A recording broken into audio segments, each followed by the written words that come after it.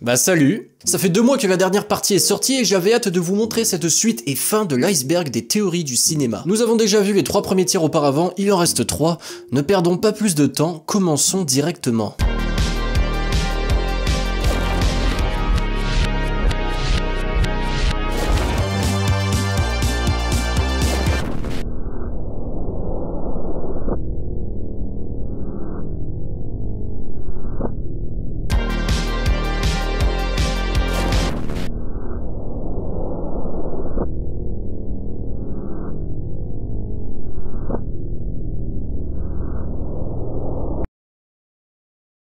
Kevin et Jigsaw. C'est une théorie qui est assez populaire sur la toile, alors on va pas rester longtemps dessus. En gros, Kevin de Maman j'ai raté l'avion, en grandissant, serait devenu John Kramer de Jigsaw. Si vous connaissez pas la théorie de base, là présentement devant votre écran, vous devez vous dire « What the fuck ?» Mais il y a quelques indices. Déjà, la créativité de Kevin pour construire des pièges et pour ainsi torturer les 2 cambrioleurs sont des traits de personnalité qui semblent coïncider avec ceux de John Kramer. Sinon, il y a l'inévitable argument de la ressemblance physique. 2 blancs, blonds aux yeux bleus. Mais vous allez voir que c'est pas la théorie la plus what the fuck de cette vidéo. Il y en a beaucoup d'autres. D'ailleurs, les Simpsons sont la vraie vie. C'est une théorie que personnellement je trouve assez moyenne, mais elle est très populaire, notamment sur Reddit. Tout a commencé lorsqu'un utilisateur de Reddit a publié une théorie comme quoi les Simpson serait la vraie vie. Ils seraient enfermés quelque part dans une ville fictive et les émissions que l'on visionne seraient en fait leur vie, comme si on les espionnait. Également, les prédictions des dessins animés sont beaucoup trop véridiques la plupart du temps, ce qui alimente cette théorie jusqu'à en devenir une théorie du complot. Elle fait d'ailleurs son apparition dans un iceberg très populaire sur les théories du complot, donc je devais évidemment la placer dans cet iceberg.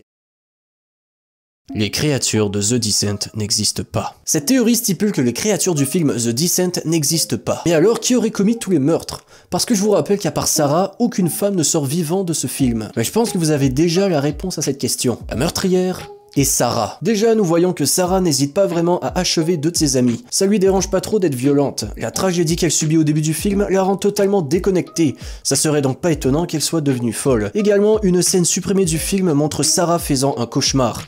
Et qui est présent dans ces cauchemars? Une créature de la grotte. Seul petit bémol, cette scène se déroulait avant l'escapade, donc à proprement parler, elle n'avait jamais vu ces créatures avant. Signe que les créatures seraient déjà dans le subconscient de Sarah avant l'escapade. Donc pas du tout étonnant qu'elle les ait hallucinées par la suite. Perso, j'aime beaucoup cette théorie. La dénonciation de Kubrick. Le film The Shining dénoncerait la fraude du gouvernement américain. En effet, le film dénoncerait le fait que les États-Unis ne sont jamais allés sur la Lune. Pire, que Stanley Kubrick aurait lui-même filmé cet événement en studio. Personnellement, je trouve cette théorie assez loufoque, voire complètement à chier. La théorie stipule que Stanley Kubrick se sentirait tellement mal de mentir sur cette fraude, qu'il aurait dissimulé des indices dans son film The Shining. D'ailleurs, le personnage de Jack ne serait qu'une projection du cinéaste. Déjà, le t-shirt porté par Danny arbore l'écriture Apollo 11. Il y a d'autres petits indices, mais au final, j'ai l'impression que ce n'est qu'une théorie loufoque et rien de plus. La sorcière de Blair Witch n'existe pas. J'ai déjà fait une théorie sur la sorcière de Blair sur TikTok, où est-ce que j'émettais la possibilité que celle-ci serait en fait Mary Brown. Eh bien, voici une autre hypothèse. Il n'y a pas de sorcière. Et le film ne serait qu'un plan qui serait malicieusement organisé par les 2 hommes qui accompagnent Heather pour l'assassiner. Je sais pas si vous avez remarqué, mais durant le film, la direction et le plan de l'escapade est donné uniquement par les 2 garçons. Heather les suit. Également, la disparition d'un des hommes n'aura jamais de conclusion et on ne saura jamais vraiment ce qui lui est arrivé. Au même titre que l'homme à la toute fin. Dos au mur. Une théorie assez sombre qui donne une vision du film assez différente et je pense que c'est la plus terrorisante des visions. Nous voici un cran plus bas. Je vous le dis, vous êtes courageux. Ne pensez pas que le plus effrayant est passé. Au contraire, il arrive.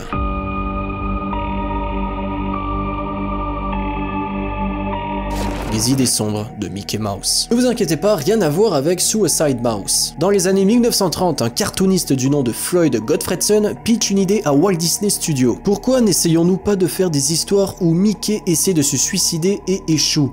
Il y aurait plein de trucs marrants à en tirer, non? Bon, là je pense que si cette idée avait été pitchée aujourd'hui, ben on connaît tous un peu la réponse. C'est l'idée la plus merdique que j'ai jamais entendue de ma vie, Bastien. Mais cette idée a été très bien reçue. Et voilà que plusieurs tomes voient le jour, montrant un Mickey Mouse dépressif, essayant de se suicider et échouant à chaque fois, en tentant plusieurs façons différentes de mettre fin à ses jours. Ça devait être marrant, je suppose. Et aujourd'hui, la souris de Disney en aurait-elle gardé des séquelles?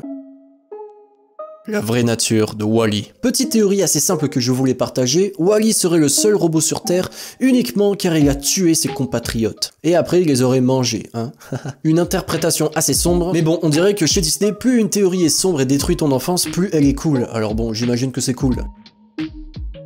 Le message de Peter Pan. Il y a beaucoup de Disney dans cet étage. Oui, reprenons le pitch de Peter Pan. Une chambre remplie d'enfants qui dorment le soir et un intrus, plus vieux, rentre dans cette chambre et part avec les enfants dans un monde imaginaire. Je sais pas pour vous, mais ça ressemble étrangement à de la pédophilie, du détournement de mineurs, même droguer des enfants. Et même dans ces années-là, ces significations restent assez suspicieuses. Qui sont les Parasites? Vous avez probablement déjà vu Parasite, réalisé par Bong Joon-ho, sorti en 2019. Et également, c'est le vainqueur de l'Oscar du meilleur film. Et dans cette œuvre, la première idée qui vient serait que le titre Parasite serait la façon de décrire la famille Kitaek, la famille pauvre. Mais si on regarde d'un autre œil, la définition de parasite est personne qui vit dans l'oisiveté, aux dépens d'une communauté ou d'une autre personne. Cette définition pourrait-elle s'associer à celle de la famille Park? Quand on y pense, les parcs dépendent de leurs employés. Pour ranger la maison, s'occuper des enfants, apprendre aux enfants. Les Kitaek dépendent des parcs pour survivre et vice versa. Mais qu'en est-il de l'homme et de sa femme au sous-sol, qui dépendent des parcs, mais aussi des Kitaek? En gros, ce film est tout simplement parfait et le réalisateur a poussé la définition de parasite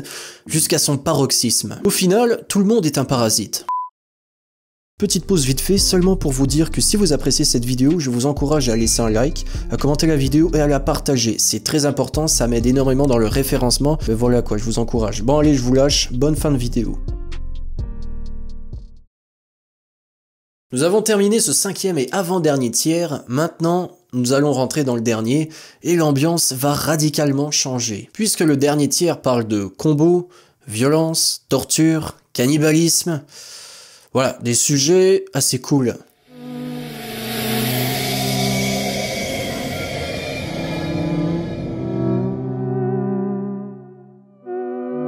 Les films du Dark Web. The Conjuring, Annabelle, Saw, Activité Paranormale, c'est bien joli, mais ce n'est rien du tout comparé à ça. Il y a des films tellement dérangeants, tellement mystérieux, tellement introuvables, tellement bizarres, que des théories ont commencé à naître sur eux. Comme quoi, ceci proviendrait du Dark Web. Et il y en a pas 3-4, il y en a des cinquantaines. Je vais vous donner l'exemple d'un film qui s'appelle MD Pope. Et ce film n'a pas de but scénaristique. C'est tout simplement une compilation de clips, de torture, viol, meurtre, trucs gore. Ce film est quasiment introuvable et on n'a jamais pu mettre la main sur tous les clips. Et là je vous parle que d'un film.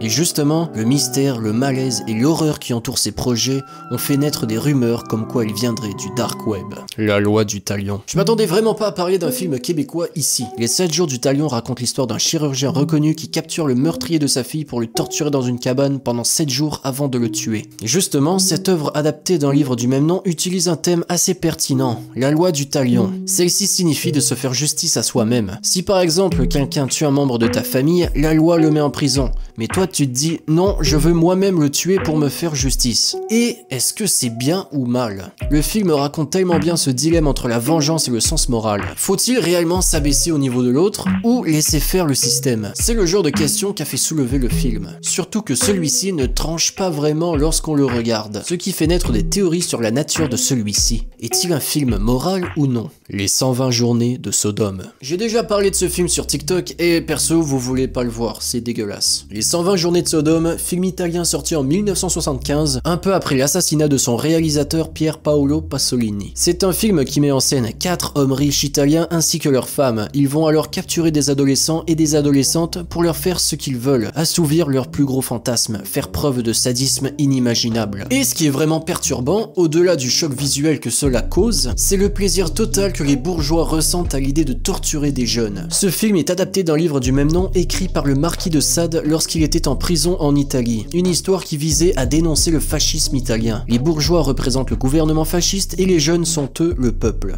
L'histoire des 120 journées de Sodome serait alors une représentation de l'Italie dans les années 1700 vue par le marquis de Sade. Cannibal Holocaust. Nous voici à la toute dernière théorie. C'est quand même drôle qu'on ait commencé l'iceberg avec des théories toutes mignonnes sur Bob l'éponge, James Bond, et là on finit par Cannibal Holocaust, le film réputé le plus dégueulasse qui existe. C'est pas le plus dégueulasse qui existe, mais c'est sa réputation. Cannibal Holocaust, le film film qui a révolutionné le genre torture porn. À la sortie de celui-ci en 1980, les effets spéciaux furent tellement réalistes et la violence fut telle que le réalisateur du film a dû aller devant les tribunaux pour assurer qu'il n'avait tué aucun acteur et expliquer les effets spéciaux de son film. Les acteurs ont dû à leur tour venir pour montrer qu'ils n'étaient pas morts. Une théorie qui est totalement devenue un complot à l'époque, tant ça avait fait scandale. Le réalisateur a par exemple confirmé qu'il avait tué des animaux pour de vrai à l'écran, notamment un serpent, un singe, une tortue qui est éventrée en direct, et après les personnages jouent avec ses entrailles. Voici la vraie violence de Cannibal Holocaust. On a terminé l'iceberg, merci à tous d'avoir suivi cette série de vidéos que j'ai adoré faire, mais ça m'a tellement demandé de travail. Je pense que c'est un des plus gros projets que j'ai fait depuis que je fais des vidéos. Non, c'est même pas je pense, c'est le plus gros projet que j'ai fait depuis que j'ai fait des vidéos. J'ai surkiffé faire ça. Vous pouvez me donner un peu votre avis en commentaire. Vous pouvez, si vous avez aimé ça, je vous invite à liker la vidéo, la commenter, la partager. La partager surtout, c'est très important pour le référencement, ça ferait vraiment plaisir si vous avez aimé ça. Encore une fois, je sais que je suis pas le meilleur dans le storytelling, dans le montage et voire même dans le contenu, mais je fais ça vraiment parce que je kiffe et j'ai fait de mon mieux pour faire kiffer tout le monde, y compris moi. Donc j'espère que vous avez aimé ça, je vous souhaite de passer une bonne journée, on se revoit la semaine prochaine, gros bisous, ciao.